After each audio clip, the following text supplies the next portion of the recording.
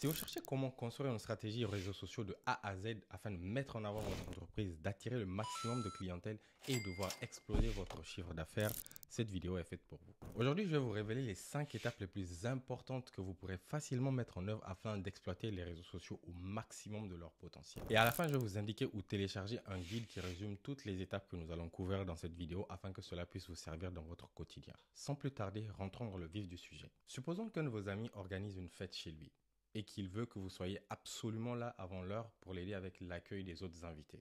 Lorsque vous sortez de chez vous, vous devez au minimum avoir son adresse pour vous assurer d'être là à temps quand il aura besoin de vous. De la même manière avec les réseaux sociaux, il faut que vous sachiez où est-ce que vous voulez être dans X semaines ou dans X mois. C'est pourquoi l'étape 1 est la partie la plus cruciale de tout le processus, car sans elle, il n'y a pas de stratégie. Par exemple, si vous êtes propriétaire d'un restaurant, votre objectif sur les réseaux sociaux sera peut-être d'accroître la notoriété de votre marque ou d'attirer le maximum de clientèle, ce qu'on appelle le drive to store. Contrairement à une personne qui fait du e-commerce qui, elle, aura pour objectif de faire le maximum de conversions, donc d'ajout au panier ou d'achat via son site web ou ses réseaux sociaux. Afin d'arriver à destination et donc d'accomplir ce que vous voulez faire, il vous faut définir ce qu'on appelle des objectifs SMART. SMART pour spécifique, mesurable, atteignable, réaliste et temporellement défini, comme je vous l'expliquais plus tôt.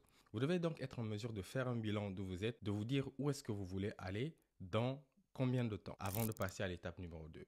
À ce stade, on sait où on va et on sait ce que l'on veut accomplir. Et la prochaine question est donc comment atteindre ces résultats que l'on s'est fixés. Dans notre analogie de la personne qui doit se rendre en urgence chez son ami, la seconde étape correspond donc au chemin qu'il doit emprunter pour arriver à destination. Ceci fait appel au concept marketing que l'on appelle le buyer persona qui correspond au profil type de votre client idéal. Typiquement pour un restaurant niché, par exemple un restaurant italien, le buyer persona serait des personnes fans de cuisine italienne, de plats italiens. Votre job sera donc de connaître au maximum votre audience, ce qui signifie que vous devez connaître la tranche d'âge, les réseaux sociaux qu'ils utilisent le plus et les autres intérêts transverses qu'ils peuvent avoir. Une fois que vous connaissez leurs intérêts, vous savez donc comment captiver leur attention dès que vous le voulez.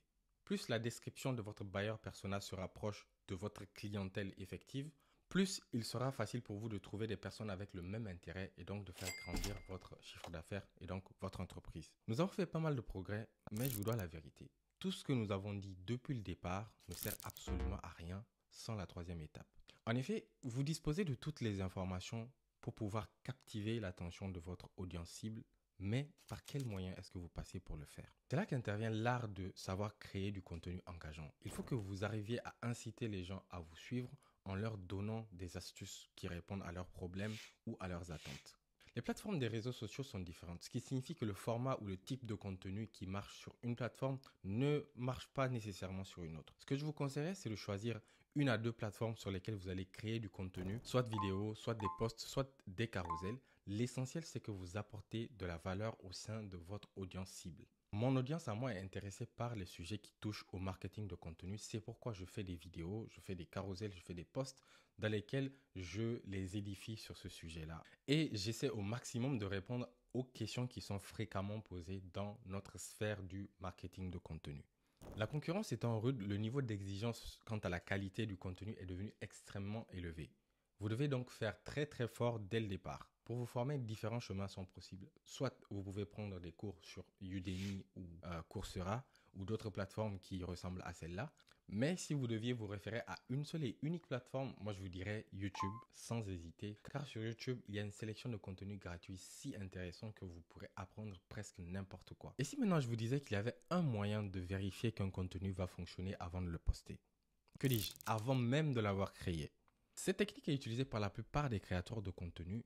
Elle est pourtant si simple et pourtant si efficace. Dans la création de contenu, il faut comprendre une chose fondamentale. Peu importe le temps et les efforts que vous allez déployer sur un contenu en particulier, personne ne va s'attarder dessus si le sujet ne les intéresse pas. Cette technique est donc d'effectuer ce qu'on appelle une analyse concurrentielle qui constitue donc la quatrième étape de notre processus. Il est fort probable que vos concurrents aient déjà testé plusieurs formats de contenu avant de trouver ceux qui cartonnent en vue, en partage et en engagement. Par exemple, j'ai récemment remarqué que le format carousel fonctionnait très bien sur Facebook chez certains qui font la même chose que moi. Et donc, j'ai intégré le format carousel dans ma stratégie de contenu personnel sur Facebook. Vous devez également comprendre que tous les contenus ne remplissent pas les mêmes fonctions. Certains contenus sont là pour susciter de l'engagement, donc des likes et des commentaires. Et il y a certains types de contenus qui sont là pour générer du partage et donc étendre votre visibilité. Ce que vous allez faire maintenant, bien entendu, après avoir fini cette vidéo, c'est de vous rendre sur les réseaux sociaux de vos concurrents, donc Facebook, TikTok, peu importe ce qu'ils utilisent comme réseau social, et d'observer ce qu'ils font très bien. Donc, quels sont les posts ou les vidéos qui génèrent le plus d'engagement, le plus de partage, ainsi de suite. Il ne s'agit pas ici de copier trait pour trait ce qu'ils sont en train de faire, mais de prendre des informations que vous allez pouvoir réutiliser afin de créer du contenu engageant pour vous-même. Maintenant, vous avez toutes les cartes en main, à l'exception d'un léger détail. Vous voyez, maintenant vous avez toutes les pièces du puzzle, mais il vous reste à savoir comment les assembler afin d'avoir votre stratégie réseaux sociaux de toute faite. Ce dernier élément est votre calendrier de contenu à travers lequel vous allez savoir quoi poster, sous quel format, sur quel réseau social et à quel moment. Si vous n'avez aucune idée d'à quoi peut ressembler un calendrier de contenu, je vais vous mettre en description un lien vous permettant de télécharger gratuitement un template que vous pouvez customiser en vous créant une copie sans avoir besoin d'entrer votre adresse email. Je n'en ai pas besoin parce que je ne fais pas d'email marketing pour le moment.